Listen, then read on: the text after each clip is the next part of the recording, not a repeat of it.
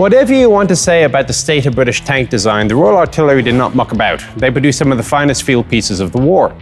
In terms of anti-tank guns, a year before the 6-pounder had entered production at full rate, they started working on the successor.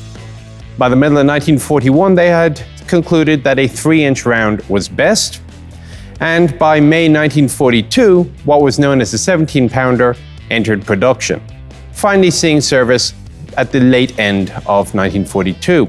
Now, it was only a matter of time before somebody had a thought, let's see if we can put this into a tank. Well, the solution from the Department of Tank Design was the A30. However, a number of folks looking at this design were not massively enthralled by it and thought, well, can we do better? Enter two folks by the names of Brighty and Witheridge, initially working independently, but then they ended up working together. Their initial attempts to fit a 17-pounder into the Sherman turret were less than successful in the middle of 1943. Eventually, however, they were ordered to stop by the Department of Tank Design and quit mucking around trying to upgrade the perfectly good gun on the Sherman. Now, David Fletcher intimates that this was probably actually just a little bit of protectionism. The DTD were worried about their own A30 design. Being good officers, however, they did indeed heed the direct order, and they stopped working on it. And then they immediately started working on getting the order changed. It happened that Witheridge knew from service in North Africa the new director of the Royal Armoured Corps, a chap by the name of Briggs. He said, "Hey, Mr. Briggs, General Briggs, would you mind awfully getting this decision reversed?" Briggs very happily did do so. He went off to the Ministry of Supply. "Can you get this order changed?" "Yes, we can," said the ministry. "Just for you." And the 17-pounder Sherman became an official program of the British military. This, however, meant that you no longer could have the amateurs trying to do this. Enter now Mr. Chertsey of Vickers. Mr. Chertsey is now the guy who's really responsible for figuring out how to get a really big gun into a really small turret. Now, what he did exactly we'll get into a little bit later, but the bottom line was it worked. Orders for about 2,100 of these things were placed, and it would enter service with the nomenclature C at the end of it. Most of us, however, will know it as the Firefly, probably the most famous of the various Sherman variants. We're still at Arsenalen in Sweden, and we're taking the opportunity to take a quick break from the Swedish tanks to check out the Firefly they have, because it's proven actually surprisingly difficult to get access to one that we can clamber around inside.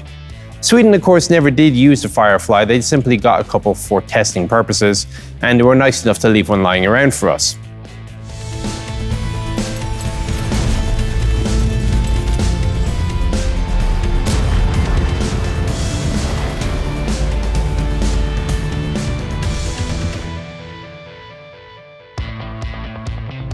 Now, we're probably going to cut a couple of corners here because we've already done a small hatch Sherman, but this time we've gone to a welded front slope, so it's a constant 2 inches thick up all the way to the top. You can see the bulges for the driver and bow gunner's position. That is necessary basically to leave room for there to actually be a hatch for them. In order to reduce the vulnerability of these bulges, you would sometimes see welded armor plate in front of them. And this tank was originally equipped with it. However, it seems that when they were converting it from a trials vehicle back to a museum vehicle, the people doing the conversion thought it was something that the Swedes had added, so they chopped it off. The obvious point that you were dealing with a Firefly and not another Sherman, assuming you can't see the gun, is the blanked off bow gunner's position. Because the ammunition was so big, in order to carry a reasonable amount of ammunition, he had to drop a guy. The seat was removed, he was replaced by a rack of ammo, although curiously in this particular tank they took the rack out and put the seat back in again. The mantlet has to be the big type. If you use the earlier M34 mantlet, you couldn't fit the 17-pounder into it correctly. There was actually a small slew of requirements that made eligibility for a tank, whether or not you could convert it to a 17-pounder or not. The housing is the original 3-piece type. Chrysler built their tanks with 3-piece housings pretty much all the way through. Not much else to be said. Your standard array of headlights. The British always did like the steel type track.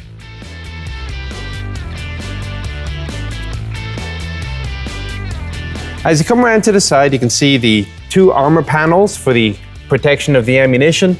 and an additional applique armor panel up in the turret. And the reason they did this was because in order to leave room for the traverse mechanism, they had to grind out part of the inside of the turret wall. This led to a weak point which they had to fix. The short-term fix was the applique armor. The long-term fix was they simply cast thicker turrets with a bulge on the outside. As you move down, you can see another distinguishing feature. There is a large gap between the road wheels of the bogies. This was done because the A57 multi-bank engine was so long that they had to elongate the entire hull and they had to spread out the suspension accordingly.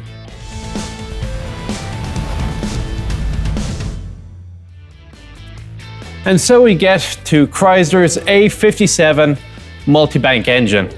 This marvel of mechanical complexity is basically 5 conventional L-head inline-6 engines, all mounted around a common crankshaft.